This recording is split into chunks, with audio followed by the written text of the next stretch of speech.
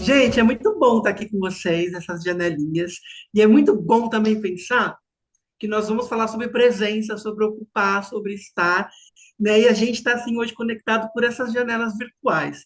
Mas, de primeira, assim, já aquece o coração, ver os olhinhos, o rosto de gente conhecida, que a gente possa se aproximar. E a nossa ideia é que o máximo possível, a gente tente tornar esse encontro físico, presente, mesmo a gente estando distante, né? Cada um no seu cantinho, na sua terra, no seu lado aí. E a gente pensou em começar com uma chegança. A chegança, ela é uma parte da ação dos meus encontros. Eu empresto esse nome de Manuel de Barros, que a gente chega, a gente ocupa o lugar que a gente está e se torna presente. A gente brinca com o presente, né? E a gente para um pouco de pensar no que está acontecendo ali fora, né? No trânsito, no barulho, na roupa para estender, nas provas para corrigir, enfim, em outros assuntos que não precisam ser resolvidos agora. E a gente convida adultos e crianças para quando vão começar esses encontros a chegarem com o corpo, com a respiração. Então a gente pensou numa provocação e uma brincadeira com vocês. E eu vou precisar que vocês interajam a princípio, quem puder e quem quiser, se for possível, pelo chat. E vai colocando ali as suas palavrinhas para a gente montar ali uma nuvem, uma poesia com essas palavras, a partir de um estímulo que eu vou colocar nessa nossa janela aqui, tá? Se alguém não conseguir, por qualquer motivo, escrever no chat, não tem mal. Depois que eu for mostrando as mensagens, a gente pode abrir o microfone também para dizer e trocar essas palavras, tá bom? Para começar, vou pedir para vocês se achegarem aí onde vocês escolheram, cadeira, sofá, chão, cama, não sei onde é que vocês estão, cada um está numa temperatura, numa luz, numa preparação corporal, né? Então deixa o corpo confortável para esse encontro online. E então, vamos fazer uma respiração consciente. A gente vai deixar o ar entrar pelo nariz, percorrer o corpo como se fosse uma grande rua, cortando todo esse parque que é o nosso, essa cidade que é o nosso corpo, e aí deixa sair o ar pela boca, tá? Então, cada um no seu tempo. E quando fizerem essa respiração presente, pensa na respiração. Olha para o seu corpo. Esse é o pequeno mimo, seu presentinho de hoje para você mesmo, tá? Então, respiremos juntos e juntas.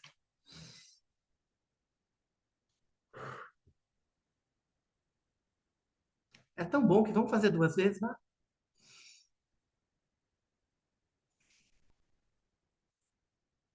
Boa. A gente vai chamar essa brincadeira, chegança, de janela da memória, tá? Eu vou mostrar, a partir dessa janela virtual, uma pequena janelinha analógica e lá dentro uma lembrança, uma imagem que pode ser que esteve presente na vida de algumas de vocês aqui. E aí, quando eu mostrar essas imagens antigas, pixeladas, a gente gostaria que vocês pensassem, escrevessem ou depois compartilhassem o que vem na cabeça de vocês de memória, tá? Então, essa nossa janelinha virtual e analógica é dentro desses monóculos, né? Esses instrumentos antigos para se ver fotografias e memórias. E a primeira imagem que a gente tem aqui, e eu vou usar a nossa câmera, é essa aqui. Então, tem uma criança saltando, uma corda em perspectiva, um adulto lá no fundo girando essa corda, um poste de eletricidade lá ao fundo, e um céu com bastante nuvens. Alguém já viveu isso? Alguém sente o cheiro disso? Alguma memória? A gente vai gostar muito de saber. Que palavra que vem na cabeça? Oh, tá que não acabou. Tem mais. Deixa eu conferir aqui. Essa mesma. Essa aqui eu já vivi muito. Muito, muito, muito. Olha só. Oh, uma rua, crianças, adolescentes, aparentemente também, brincando com rodas, com pneus, na verdade, vazios, rolando na rua. O céu também cheio de nuvem. A gente já vi ali que tem gente que lembrou de pátio de escola. Salvador, acho que é o lugar. Tem mais uma imagem. Essa aqui eu confesso que foi bastante afetiva para mim. Aqui, ó. Aqui é uma rua, uma imagem mais aberta. Tem uma amarelinha ocupando uma rua e não tem só uma criança brincando. Tem uma senhora que aparentemente, carinhosamente, eu poderia chamar de tem uma vovó. Tem uma vovó brincando ali também e muitas pessoas lá ao fundo. Falei que é afetivo porque quando eu vi essa imagem também, a minha avó me ensinou a brincar de amarelinha. E aí eu automaticamente fui para esse quintal. E aí ganha um pouco mais de cor essa imagem aqui, olha. Vai entrar outra aqui, ó. Isso aqui, ó. Eu não sei. Eu que sou, né, um rapaz que nasceu lá no interior do interior, a gente costumava colocar as cadeiras na calçada e os vizinhos toda noite conversavam enquanto as crianças brincavam. Aqui em São Paulo, no centro, pelo menos, eu vejo pouco. Mas ainda no interior da minha cidade, que é Rio Claro, tem vizinhos que colocam cadeiras na calçada para conversar, tricotar, para brincar. Adultos ocupando esse estado de rua, né? E por último, uma foto mais real, o São Paulo, o centro de São Paulo, é atravessado por um viaduto, né, que a gente chama carinhosamente de Minhocão, que às noites fecha para os carros e a gente pode caminhar e correr lá à noite. Então vira um parque urbano e os finais de semana eles também se fecham para os carros e abrem para as pessoas. Eles são montados parques não fixos, né? Então, são cadeiras, gramados artificiais, bicicletas, e são colocados no chão também oh, muitas amarelinhas, desenhadas e adesivadas aos fins de semana. E por que que eu escolhi essa rua, essa amarelinha? Eu contei para Peter e para Larissa que várias vezes, durante o processo de escolher as imagens, eu fui para o Minhocão para fotografar essa amarelinha e uma outra amarelinha que tem numa calçada da esquina, que é uma intervenção. Só que quando eu chegava lá, eu era tomado por outras coisas. Ih, precisa um açougue, precisa no mercado. E eu fui umas 4 ou 5 vezes e não fotografei. Eu fui atravessado pela cidade e esqueci que eu fui lá pela amarelinha. E essa última imagem não é uma fotografia minha, porque eu não consegui. Embora eu vá lá caminhar à noite às vezes, a gente vai sem celular para não ser assaltado, e eu não consegui mais fotografar. E eu fiquei com a sensação de ter esquecido de brincar agora, de ir lá fazer a foto, de recolher a imagem. E enquanto a gente juntava essas imagens para essa janela, a gente ficou se perguntando e também cruzando memórias do que a gente viveu. Será que já não se vive mais essas brincadeiras, esse estado de rua, esse estado de cidade hoje em dia? Ou é a nossa bolha que não vive? Ou é a nossa cidade, né? O que acontece? E a gente ficou com vontade de perguntar para vocês, né? Quando a gente, né, compartilha essas imagens, né, que memórias e que palavras que chegam até vocês, né? Eu vou tentar ler algumas aqui, tá? No chat que vocês foram jogando, para a gente construir essa nossa poesia aqui, ó. Sem ordem, tá? Alegria, minhas férias, pátio de escola, escola, rua de vó, avó, afeto, casa da minha avó, aldeia. A gente desenhava amarelinha com um pedaço de tijolo na rua. Fofoca, essa é boa, gente, gosto bastante. Fofoca, tricotar, que é um sinônimo, pode ser, né? Saudade, Cidade Baixa, bairro do Roma em Salvador. Cidade Baixa, bairro de Roma em Salvador. Muita emoção por aqui. Casa da minha avó no interior, resistência, infância, belas artes, liberdade. O tempo passava tão mais devagar. Confesso que foi um pouco disso que a gente sentiu, né? Então a gente abre esse encontro convidando esse grupo para mergulhar em algumas memórias do que foi o seu estado de infância, o que foi o seu brincar, como você ocupou as ruas e como seus filhos, sobrinhas, suas crianças ocupam as ruas hoje em dia, né? E que a gente possa, durante agora, esses próximos momentos, ser costurados por meio de memória e de informações que sejam relevantes e de trocas a partir do que a Larissa traz para a gente. e para a roda de conversa que a gente vai criar aqui com vocês depois, tá? Eu agradeço e convido vocês a ficarem, permanecerem nesse estado de chegança, nesse estado de memória, para mergulhar agora na janela, na memória, nas palavras da Larissa Lacerda.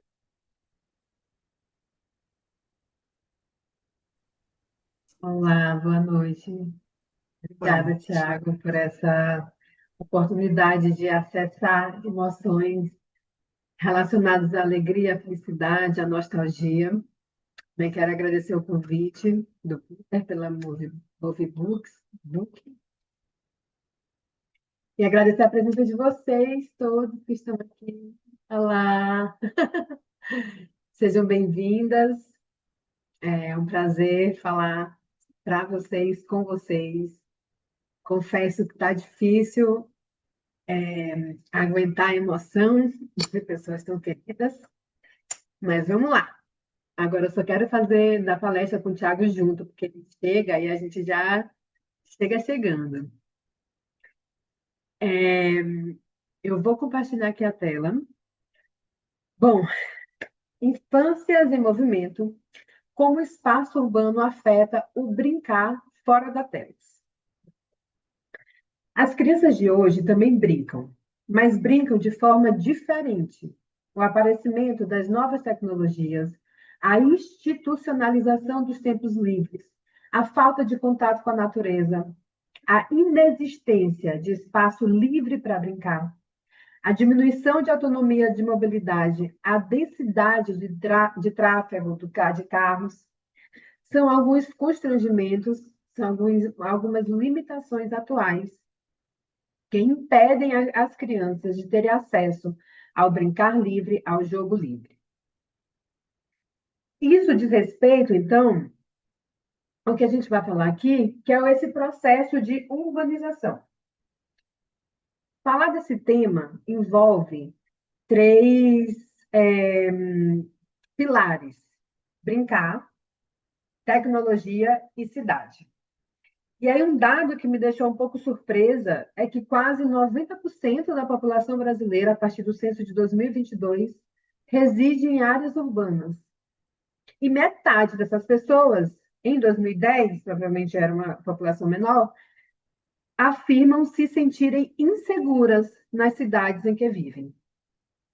Então, temos aí já a sensação de insegurança presente no processo de viver na cidade. E aí, sobre esse processo de urbanização, muitas mudanças aconteceram, sociais, ambientais e econômicas, que tiveram impacto na estrutura da família e da comunidade. Na rua, outrora um lugar de socialização, de lazer, tornou-se via de circulação de veículos e lugar de perigo, sobretudo para crianças e adolescentes. A sensação de segurança agora está restrito aos espaços fechados e protegidos. Isso cria um cenário prevalente de cerceamento da liberdade, sobretudo das crianças e adolescentes que crescem em áreas menos favorecidas e mais vulneráveis. Então, essa sensação que a gente tem de que antigamente a rua era nossa, o processo de urbanização e essa ênfase na priorização dos automóveis trouxe uma diminuição da liberdade. Então, isso a partir do que esse grupo de trabalho da Sociedade Brasileira de Pediatria traz para a gente, referindo-se a Brasil. Mas isso não aconteceu só aqui, obviamente, né? Então, eu trouxe alguns autores dos Estados Unidos, da Europa, também portugueses, para trazer uma noção um pouco restrita, porque todo o tempo que eu estava fazendo esses slides, eu pensava, mas eu tenho acesso todos os dias, uma parte, vários dias da minha semana, a crianças que ocupam as ruas. Então, todo recorte, tudo isso aqui que eu vou apresentar, precisa ter um marcador muito claro para a gente de território, de raça, de classe, de condições, capital cultural, capital financeiro, todas essas variáveis, elas estão embutidas nessa relação com a cidade, mas a gente não vou dar conta de todas aqui, mas é importante pensar esses cenários. Pegando o Tonucci, do livro super importante e famoso, desde que ele escreveu em 96, também demonstra essa mudança a partir da cidade, de um lugar de encantamento, onde existia um centro de comunidade bem estabelecido, um local de trocas sociais, de fofoca, de aspectos culturais, o carnaval, o São João daqui no Maranhão. Era na cidade, era nas ruas, e agora são no shopping, alguns. Existia, a partir desse senso de comunidade, um equilíbrio e um convívio natural. Com certeza existia conflito, existia embates, existia riscos também. E a transição, a partir da urbanização, de um lugar totalmente desvirtuado desse bem-estar e do equilíbrio. Ele diz que isso aconteceu quando o pedaço do terreno da cidade começou a ser uma descoberta do valor comercial. Então, a cidade, que era esse lugar de encontro, começou a ser um programa gerador de lucro. Os terrenos mais caros, os mais próximos do centro, e que antes, naqueles lugares, conviviam pessoas mais pobres e mais ricas, conviviam juntos com diferentes habitats, né, diferentes moradias, mas elas conviviam juntas. Com o encarecimento dos terrenos e com esse olhar de que a cidade e aquele centro deveria ser um local de gerar lucro, as condições começaram a ficar muito mais caras, as pessoas não conseguiam continuar vivendo nesses locais, tiveram que se afastar e tiveram que vender as suas casas, e com isso, várias quebras do contrato de comunidade que existiam antes foram quebrados. Outro autor que fala daquela geração ansiosa, ele descreve alguns fatores, então são só alguns recortes aqui, tá, gente? Desse processo de urbanização e dessa sensação de insegurança a partir da cultura do medo, como a instalação da cultura do medo. Então, lá na década de 90, existiram mudanças sociais, econômicas, tecnológicas drásticas. Junto com isso, as cidades começaram a ser centradas em carros, diminuição de espaços naturais, e começou a ter TV a cabo. E com isso, as notícias trágicas começaram a ficar 24 horas na cabeça das pessoas. Esse fenômeno da TV a cabo, por exemplo, tirou a sensação de avaliação de riscos, aquilo que estava presente na frente da casa delas, porque dentro da casa delas existia essas notícias o tempo inteiro acontecendo, e a população perdeu a capacidade de avaliar riscos reais. Então, tudo começou a ser perigo. Diante disso, a perda de confiança dos vizinhos, que antes cuidavam, todo mundo cuidava e olhava o filho de todo mundo, começou a ter a quebra de confiança dos outros adultos. E aí, além de eles deixarem de conhecer, de confiar, eles deixaram de conhecer os vizinhos, né? Paralelo a isso, as agendas das crianças muito estruturadas, com a perda de autonomia, focada no desempenho acadêmico, então, uma tarefa atrás da outra, tudo organizado para não sair do script, com o objetivo de chegar ao bom desempenho acadêmico. E o resultado disso é o colapso da solidariedade entre adultos e a solidão. esse cenário foi configurado dessa maneira. E aí, ele disse que, uns anos depois, os Estados Unidos e outros países ocidentais fizeram duas escolhas, não só contraditórias, como perigosas em relação à segurança das crianças. Eles começaram a hiperproteger a criança no mundo físico e subproteger no mundo digital. Então, essa sensação de que dentro de casa estamos protegidos, então pode colocar um celular para a criança, e fora de casa tem um perigo muito intenso, apesar de que, nesse momento, os dados mostram que a violência e risco de crime estavam caindo nos Estados Unidos. Mas, mesmo assim, existe essa restrição da liberdade e essa hiperproteção. Não pode isso, não pode aquilo, tem que ser supervisionado. E no mundo digital, com riscos gravíssimos, inclusive de adoecimento e de adoecimento mental, de aumento de índice de depressão, aumento do índice de ansiedade, principalmente em adolescentes, uma subproteção, não supervisão, acesso ao mundo inteiro, sem qualquer controle, com qualquer cuidado dos adultos. Aí, para melhorar, o que aconteceu? Aquele celular básico, o famoso tijolão, que a gente tinha, eu não tinha não, porque né, eu não tinha celular nessa época, mas meu pai tinha que abrir assim. Não entendi porque a Pita ficou rindo. O que é, Pita? Eu sou nova. É, virou um smartphone. A internet, banda larga. Internet móvel, que você leva para todos os lugares. E começou as redes sociais, né? Foi inauguradas as redes sociais. Essa panela aí, mais ou menos em 2010, virou um campo perfeito para o quê? Para ficar dentro de casa.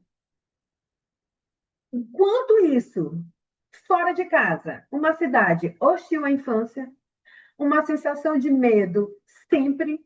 Então, essa mudança psicológica de que fora de casa, na rua, é perigoso. Esse espaço urbano redesenhado contra as crianças, a perda de qualidade nos espaços públicos, e provavelmente não está lá na coisa mais um monte de shopping sendo construído. Porque dentro do shopping a sensação de segurança é maior e no espaço público, dependendo, você não tem obrigação de gastar dinheiro nenhum. E você entra no shopping, meu filho fala, a gente entra no shopping já começa a pagar, né, mãe? Já tem que pagar o estacionamento. Então, essa configuração aí, vocês já podem pensar por que ela foi tão eficiente, né? Porque que isso foi construído, esse projeto, ele foi muito eficiente em fazer a gente sentir medo e sair das ruas. Tem uma pergunta que eu me faço sempre, que é, tá bom, gente, mas cadê a criança? Então, eu sou psicóloga desde 2010, então há 15 anos, 16 anos, 15 anos, e eu sempre atendi crianças, eu nunca atendi adultos. E em vários momentos, quando eu estou em discussão em reuniões com outros profissionais, com escola, com a própria família, e a gente estava lá falando disso, disso, disso, disso, e eu assim, tá, mas cadê a criança? Sim, mas cadê a criança? Cadê a criança nessa discussão? O que ela falaria? O que ela pensaria? Então, nessa discussão toda aí, da internet, do mundo digital, bombando, as cidades sendo hostis para as crianças, em um projeto para que elas não vão mesmo para as ruas, onde fica o brincar? A gente sabe que a criança continua brincando. Mas o brincar livre, ao ar livre, o brincar arriscado, está em risco de extinção. Não sou eu que estou dizendo isso, é o Carlos Neto. Então, nós perdemos o tempo espontâneo, perdemos o tempo para o imprevisível, da aventura, do risco, do confronto com o espaço físico natural, das confusões na rua para resolver, do debate, do diálogo. A gente parou de pisar o chão coletivo, de pisar o espaço público, e isso é necessário. As crianças saem de uma caixa para outra caixa, para outra caixa, para outra caixa. Então, estão numa casa, no apartamento, pegam um carro numa caixa, vão para a caixa numa escola, voltam numa caixa de carro, de uma caixa para o apartamento. E não pisam o espaço coletivo, o espaço público. Então, aqui a gente precisa repensar no que fazer em relação a isso. Em contrapartida, nós ganhamos a hegemonia do estímulo organizado, planejado, uniformizado, liderado por os adultos, e onde os adultos ele têm controle sobre o corpo da criança. Porque muitos adultos não aguentam a potência de um corpo da criança brincando livremente. Se tem tudo organizado, tudo planejado, tudo sob controle supervisionado, o adulto, nessas configurações, consegue ter maior controle sobre o corpo da criança. E aí, alguns dados para a gente refletir. 70% das crianças portuguesas passam menos tempo ao ar livre do que o recomendado pela ONU para os reclusos nas prisões. Então, uma pessoa que está presa, está em restrição de liberdade, ela tem mais tempo livre, ao ar livre, do que as crianças. Eu acho essa página 34 do livro Libertem as Crianças um choque. Eu tenho ela marcada assim, e eu realmente fico muito impressionada quando isso acontece, quando a gente olha para o dado desse jeito. 10% das crianças na creche no jardim de infância, só 10% brincam no exterior e no recreio nos meses de inverno. Bebês com menos de um ano só saem uma vez nos 3 meses de inverno, a média. As crianças portuguesas passam mais de 40 horas semanais em creches em jardim de infância. Isso é mais do que 10 horas da média europeia.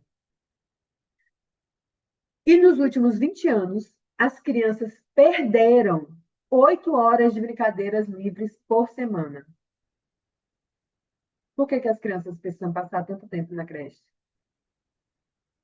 Por que as configurações de trabalho, ao invés de serem reduzidas para que os pais tenham mais tempo com as crianças e poderem passar mais tempo livre, são aumentadas e as crianças e as escolas têm que aumentar o período para dar conta do tempo que os pais passam no trabalho.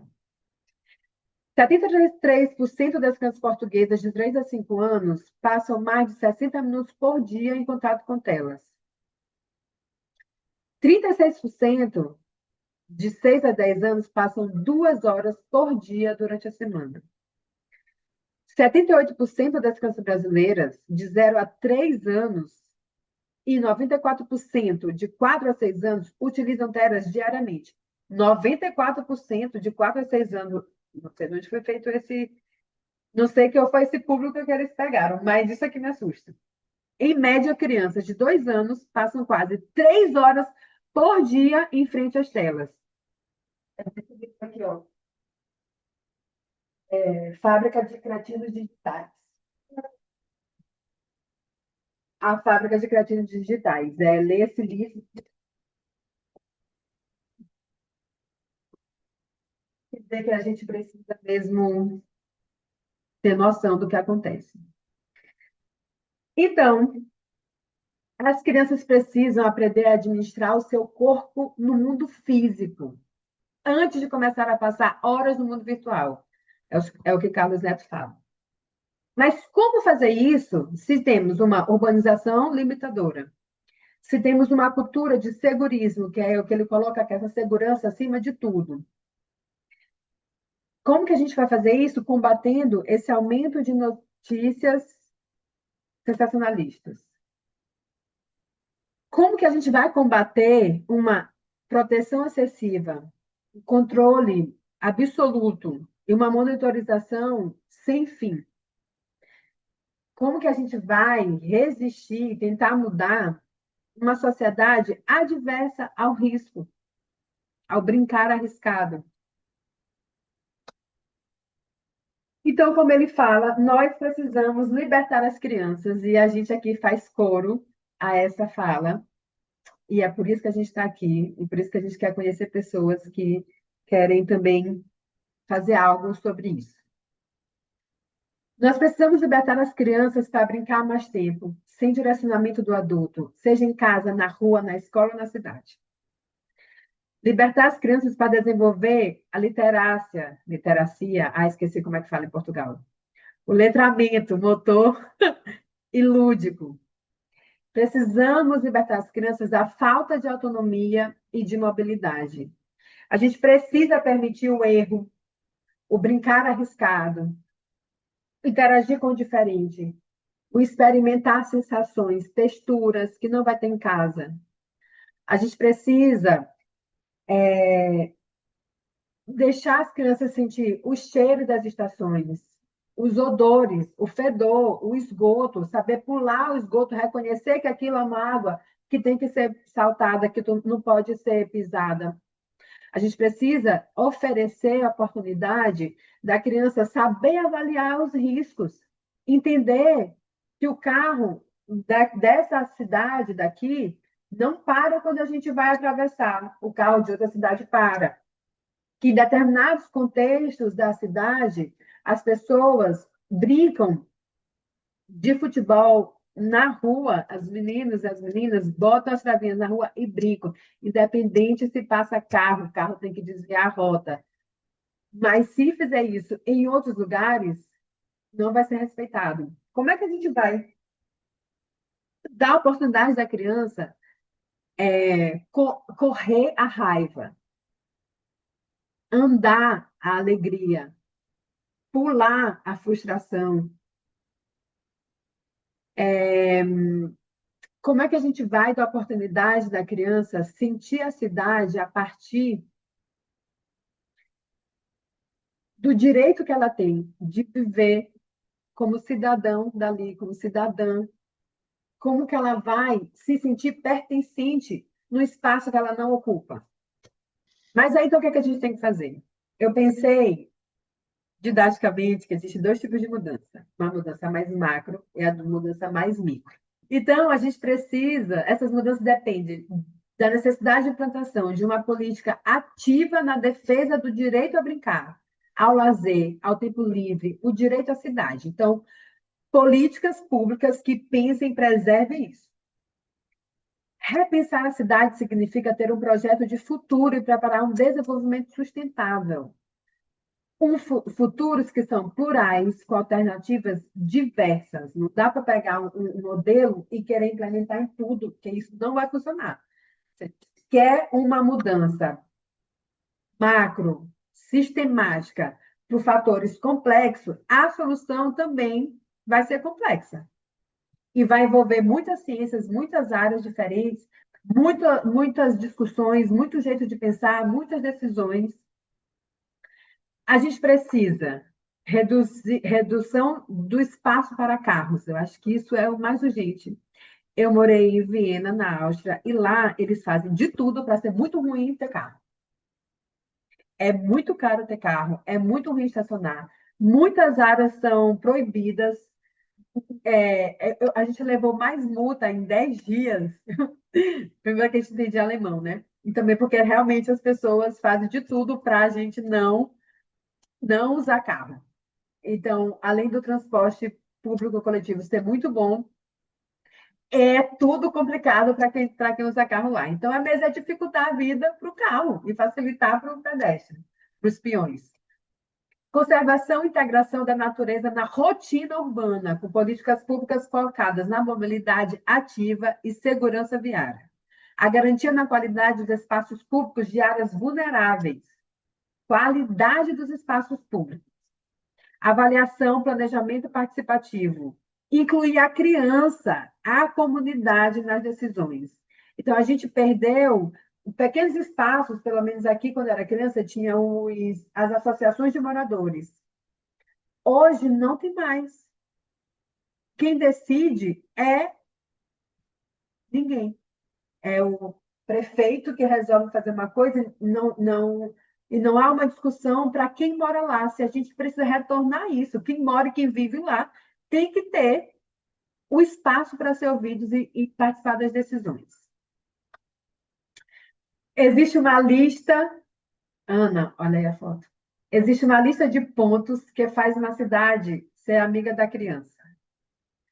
Porém, se o adulto deixar, a criança ocupa a cidade. A gente ocupava a cidade mesmo quando não tinha playground, quando não tinha parquinho. Mas por que que o adulto não deixa? Essa fala da Simone Sayegh, no podcast chama Cidade para Brincar. Ela tem vários livros sobre esse tema, é uma arquiteta urbanista, e ela fala assim, mas será que se o adulto deixar a cidade que tem, do jeito que está, a criança ocupa a cidade? Mesmo que não tenha todos os checklists de uma cidade amiga da infância, organizada por uma instituição tal, baseada na ciência tal, será que se o adulto deixar, a criança ocupa a cidade? Ela afirma que sim, eu acredito que sim. Mas por que que o adulto não deixa? E sabe uma experiência que eu tive, até que eu falei com o Peter e com o Thiago? Aqui as pessoas andam muito de carro mesmo e tem é como se fosse o transporte público coletivo é muito ruim e as pessoas precisam mesmo de carro. Mas ainda assim tem um certo status que assim, se eu tenho determinada condição, então eu não posso andar a pé. Então as pessoas que andam a pé e eu ando muito a pé, eu sinto na pele como nós somos invisibilizados, assim. As pessoas passam na chuva como se não tivesse, como se a gente, quem está andando fosse um poste e joga água inteira na gente. Eu tento atravessar a rua na faixa com meu filho, um carro passa com tudo. E aí, depois que eu fiz assim para parar, ele fala, desculpa, não vi. Não viu? Então, as pessoas que estão no carro só olham outros carros, não olham quem está andando. Agora, a gente pode mudar o macro, se tiver alguém que pode. Obrigada por estar aqui, que a gente vai junto. Mas, assim, a maioria de nós não pode. O Peter quer mudar o mundo, eu também quero, só que o mundo é coisa demais. Não sei quantas encarnações a gente vai precisar aqui para poder mudar o mundo. Então, vamos tentar mudar o micro. Vamos tentar? A gente vai sair daqui com esse convite. E mudar o micro é tornar o chão que se pisa o seu território. Já dizia Nego Bispo. Vejam o que ele diz aí o que ele diz sobre território. E também tem, né, a partir desse micro, tem algumas inspirações que a gente pode usar. A Uber 95 existe no mundo inteiro e está aqui no Brasil. Ela é uma rede de municípios de vários estados, de várias regiões aqui, que prioriza a primeira infância e em suas políticas públicas. Então, muitos municípios recebem um apoio, o planejamento, a articulação para tornar as cidades que priorizem a infância, principalmente a primeira infância. Temos aqui outra ação de inspiração. Me diz que Polly foi-se embora. Cadê? Está aqui. De inspiração, que é os tripeirinhos, que foi planejado, executado e acionado por Polly. E outro projeto bem interessante, que o Porto está fazendo uma revolução nos parques do centro da cidade, que é o Projeto Serpentina. Também conheci algumas organizadoras. A Poli vai falar um pouco dos tripeirinhos e também da Cidade das Crianças, a Polis Montessori, e todas as micro-revoluções que ela faz. Então, estou muito feliz de estar aqui, Paulista. Esse slide é só para te chamar para falar no debate. E ainda está fazendo ciência, está na academia estudando isso, trazendo a participação, a voz das crianças para o debate, para a discussão. Eu perguntei para o meu filho, e vocês vão fazer essa pergunta para as crianças que vocês têm por perto. Perguntem para ela duas coisas. O que é rua? O que é rua? E a segunda coisa é, uma cidade muito boa tem, e a criança completa. O meu filho respondeu. Meu filho morou a vida inteira dele em países da Europa. Morou na Polônia, na Áustria, em Portugal, e está há alguns meses aqui no Brasil. Eu perguntei, filho, o que é a rua? Ele respondeu, é o lugar onde passa o carro. Meu filho, o que é uma cidade boa tem? Ele falou, muitas árvores, muito parque, espaços para brincar. Então, faço essas duas perguntas para as pessoas que vocês têm, para as crianças que vocês têm perto, e por que a gente precisa escutar o que as crianças têm a dizer. E aí, o Peter, ele escreveu no blog da Quindim, pode botar aí o link depois, Peter. E ele dá construiu um texto bem legal, dando várias. Construiu um raciocínio que complementa minha apresentação aqui, mas também ele fala de algumas medidas, soluções que a gente pode fazer. Mesmo em contextos desafiadores, por exemplo, caminhadas coletivas até a escola, ocupação de praça e calçadas, organização de ruas de brincar. Eu observo muito como as pessoas vivem a cidade. E eu achava assim, imagina, São Luís, nunca, em São Luís ninguém, as crianças não vão andando para a escola, não, nem pensar. No primeiro dia, eu nunca mais falei isso. Todos os dias eu via grupo de crianças, 5, 10, 15, às vezes dois adolescentes e crianças de 6 anos assim, junto, os irmãos mais velhos levando uma mãe, um pai e um monte de crianças que eles saíam pegando assim um por um, nos interbairros que chama aqui, né? Como se fossem algumas freguesias assim, indo para as escolas a pé, voltando a pé e brincando no caminho. E eu pensei, caramba, como é que eu passei 11 anos fora aqui, né? Como é que eu, criança, nunca tinha percebido que essas crianças vão andando para a escola e eu sempre vou de carro. E aí meu filho falou, eu tô com inveja dessas crianças, também quero ir andando para a escola. Porque aí em Portugal ele ia andando para a escola, né? O Peter dá alguns exemplos, como a pedestrianização das marginais do Rio Sena, investimento em infraestrutura, remoção de vaga de estacionamento para dar lugar às árvores e não o contrário, não derrubar árvore para virar estacionamento. As ruas escolares bloqueadas para o tráfego durante a entrada e saída dos alunos. Também estou convocando o Peter para falar do exemplo que ele teve nos últimos dias. E algumas cidades aqui do Brasil que já fizeram grandes transformações importantes para as crianças de lá. Como a gente, às vezes, para ser ouvido de maneira mais assim, para validar a cultura popular, os saberes ancestrais, o que as pessoas sabem a partir do conhecimento da história de vida, da vivência, às vezes a gente precisa, para isso ser validado, de um aparato da ciência e da ciência feita por alguém dos Estados Unidos e da Europa. Então, o Jonathan Haidt falou o que a minha avó falava. Incentive seus filhos a ir a pé para a escola junto com outras crianças. Isso pode começar no primeiro ano e depois ir se desenvolvendo. E isso é importante para reduzir ansiedade e depressão. Quem quiser materiais sobre isso, o site criançanatureza.org.br tem uma biblioteca enorme, entre elas Desenhando Rua para Crianças. É muito legal, podem vasculhar à vontade esse acervo. É muita coisa, muito boa, muitos artigos. E a nossa parte é muita gente pequena em lugares pequenos, fazendo coisas pequenas, pode mudar o mundo. Isso aqui foi a foto que eu tirei em Maputo, em Moçambique, quando eu fui para lá, em 2016. E eu fiquei completamente encantada.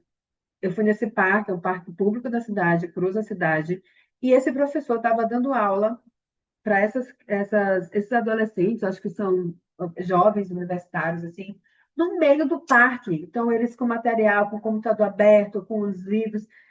E eu, meu Deus, o que é isso? Mais próximo tinha um monte de criança brincando, correndo, e eu fiquei muito apaixonada pelos recortes do cotidiano, das crianças irem andando para as escolas perto de onde elas moram, e eu fui lá, passei uma semana só para observar a cidade. Eu fui acompanhar o meu marido que estava no trabalho, eu passava o dia inteiro sozinha e fui explorar a cidade. E via como eles usavam o espaço público e a volta para casa em grupo. E eu pensava, gente, mesmo que a escola tenha sido chata, frustrante, difícil, voltar para casa desse jeito elabora muita coisa. Então, esse grupo de meninas estavam sorrindo, brincando e pararam nessa bancadinha de livro, pegar nos livros. E eu pensei assim, olha, a gente estudando lá os autores da Europa e a galera aqui fazendo isso assim com tanta naturalidade, fazendo parte do dia a dia. E a gente tem muito a aprender com os lugares mesmo que a gente não consegue olhar direito. Mas então esse convite para o olhar, vamos ampliar o olhar, vamos fazer novos convites. E aí no prefácio do livro chamado Topa, do Tião Carvalho, tem assim: mergulhando na prática de Tião, eu aprendi. Comece por você e pela sua vizinhança. Então, junto com o livro do Tiago, Além das Nuvens, é também esse convite para a gente ampliar o olhar e fazer novos convites, olhar a cidade como uma oportunidade de experimentação, de um jeito que às vezes a gente nem olhava antes. Então, vamos, gente! Eu tô. E a gente deixa para o fim, não só o sorteio agora, mas uma provocação artística para a gente continuar unindo, né, os nossos olhares. Então, preciso dizer que quando vocês receberem por e-mail os certificados de participação, a gente vai enviar também os PDFs, que são os cadernos de inspirações criados por Além das Nuvens, portanto, né, esse livro que escrevi e a Bruna Lubova ilustrou, e também o caderno de inspiração do Monstro 11 que o Peter escreveu. O que são esses cadernos esses cadernos de inspirações? São propostas que a gente pensou para mediações de leituras que diversificam as linguagens artísticas. A gente vê muitas ações que, quando acabamos de ler, por exemplo, um livro, a gente acaba nos desenhos, nas artes plásticas, e a gente pensou outras linguagens para explorar o corpo da criança junto à leitura. Então, uma dessas ações e provocações, para deixar aqui com vocês, é inspirado nessa página aqui, que é do Nuno, atravessando a janela.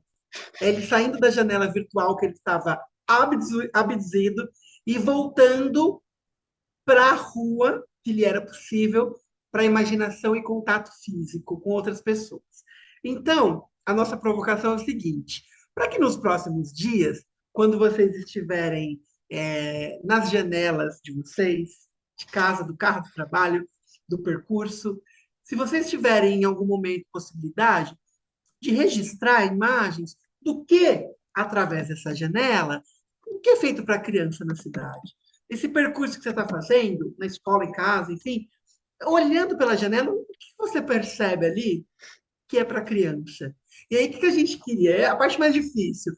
Ou vocês postarem e nos marcarem, ou enviar para a gente. Pode ser para a Mov, pode ser para mim, pode ser para Peter ou para Larissa, que a gente queria juntar e criar um post de janelas possíveis, né, de identificação com as diferentes cidades, com os diferentes bairros, com as diferentes realidades do que a gente vê. Né? Quem não me conhece, lá no Instagram tem várias propostas e agenda minha aqui em Portugal, @francator. Vou ficar feliz de trocar lá com vocês. de conversar e dizer quem é que está no Brasil no momento, que a gente está no momento de agenda de visitar escolas com Além das Nuvens, para contação de histórias, roda de conversa e prática dos cadernos de inspirações. Se alguém se interessar, manda e-mail para a gente. Na rua fazendo o quê? É a pergunta que a Polly colocou. Da janela. Na rua fazendo o quê? Um Na beijo, rua gente. fazendo Obrigada.